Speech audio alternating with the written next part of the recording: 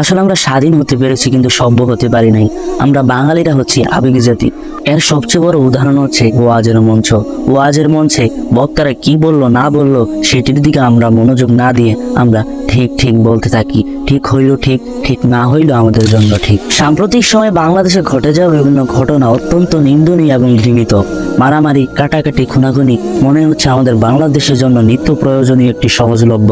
এমনটা মনে হচ্ছে মানুষের কাছে মানুষের জীবনের কোনো মূল্যই নেই। 18 সেপ্টেম্বর গত বুধবার ঢাকা বিশ্ববিদ্যালয়ের এক যুবককে চোর সন্দেহে ছাত্ররা পিটিয়ে হত্যা করে। ঠিক একই দিনে জাহাঙ্গীরনগর বিশ্ববিদ্যালয়ের তোফাজ্জল নামক এক ছাত্রলীগ নেতাকে ছাত্ররা পিটিয়ে হত্যা করতেছে। কি ভাবতেছেন দেশ কোথায় যাচ্ছে, বা এই জাতি বা কোথায় যাচ্ছে, কি হবে এই জাতির ভবিষ্যতে? জাহাঙ্গীরনগর বিশ্ববিদ্যালয় এবং ঢাকা বিশ্ববিদ্যালয় দেশের সবচেয়ে বড় বিদ্যাঙ্গন, যেখানে ছাত্ররা এবং ছাত্রর অভিভাবকরা তাদেরকে নীতি নৈতিকতা, সামাজিকতা, মানবতা শিক্ষার জন্য দিচ্ছে। সেখান থেকে আমাদের এইসব কথাগুলো, এসব নিউজ শুনতে হচ্ছে। যেখানটা হবে মেয়াদার ফ্যাক্টরি, সেখানটায় দিন দিন খুনের ফ্যাক্টরি হয়ে উঠতেছে। এমনকি গত শুক্রবারে দেশের সবচেয়ে বড় জুমার মসজিদ বায়তুল মুকাররমের মধ্যে বাংলাদেশের নামধারী মুসলমানরা সেখানে মারামারি শুরু করে দিয়েছে। মসজিদ হলো আল্লাহর ঘর, যেখানে কথা বললে 40 বছর পর্যন্ত ইবাদত কবুল হওয়া বন্ধ থাকতে পারে। সেখানে নামদারি মুসলমানরা এসব কর্মকাণ্ড ঘটাইতেছে। এবং বর্তমানে ঘটতে থাকা বাহারি এবং বাংলাদেশের মধ্যে সংঘর্ষে বিভিন্ন আহত এবং নিহতদের ঘটনা শুনে আমরা অত্যন্ত লজ্জাবোধ করি বাঙালি হিসাবে, যা কোনোভাবেই কাম্য নয়। আসলে আমরা স্বাধীন হতে পেরেছি কিন্তু সভ্য হতে পারি নাই। আমরা বাঙালিরা হচ্ছি আবেগী জাতি। এর সবচেয়ে বড় উদাহরণ হচ্ছে ওয়াজের মঞ্চ। ওয়াজের মঞ্চে বক্তারা কি বললো না বললো সেটির দিকে আমরা মনোযোগ না দিয়ে আমরা ঠিক ঠিক বলতে থাকি। ঠিক হইলো ঠিক, ঠিক না হইলো আমাদের জন্য ঠিক।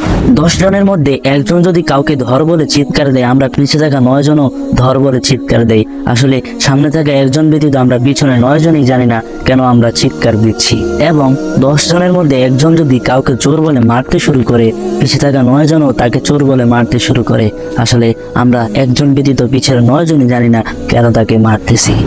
এই জন্য হয়তো রাসূল সাল্লাল্লাহু আলাইহি সাল্লাম বলেছেন, কিয়ামতের পূর্বে আমাদের উম্মতের মধ্যে খুনাখুনি বেড়ে যাবে।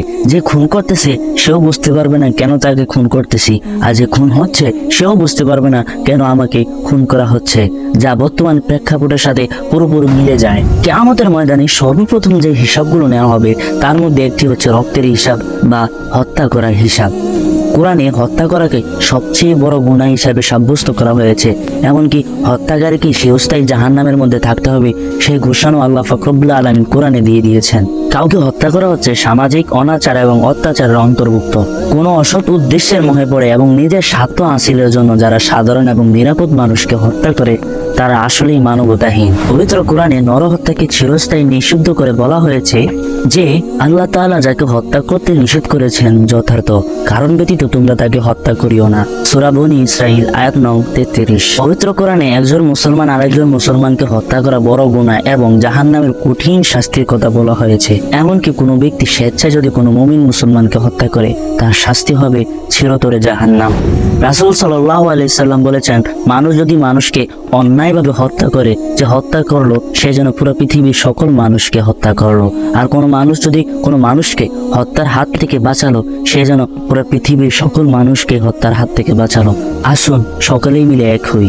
আমরা কোনো কাজ করার আগে আমাদের বিবেককে ব্যবহার করি। মানুষ হিসেবে মানুষকে আঘাত করা বন্ধ করি। রাজনীতির নামে, ধর্মের নামে মানুষ হত্যা বন্ধ করি, মারামারি বন্ধ করি। মনে রাখবেন, আপনি বিপদে পড়লে রাজনীতি আপনাকে বাঁচাতে আসবে না, আপনাকে বাঁচাতে আসবে সে মানুষ। কাউকে হত্যা করার আগে নিজের বিবেকের কাছে একবার প্রশ্ন করবেন যে আমি যাকে হত্যা করতেছি সে কতটা কষ্ট অনুভব করতেছে, তার কতটা কষ্ট হচ্ছে। হয়তো আপনার বিবেক খুলে যাবে, আপনি বুঝতে পারবেন যে আপনি কি কাজ করতে যাচ্ছেন।